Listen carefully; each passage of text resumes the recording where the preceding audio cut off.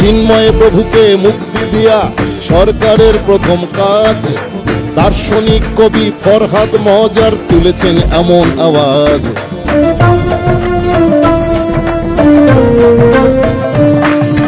চিন্ময় প্রভুকে মুক্তি দিয়া সরকারের প্রথম কাজ, দার্শনিক কবি ফরহাদ মজার তুলেছেন এমন আওয়াজ।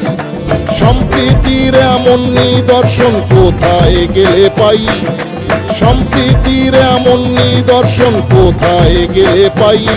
তাই তার সাথে আমরা সুর মিলিয়ে চিন্ময় প্রভুর মুক্তি চাই, চিন্ময় প্রভুর মুক্তি চাই, চিন্ময় প্রভুর মুক্তি চাই।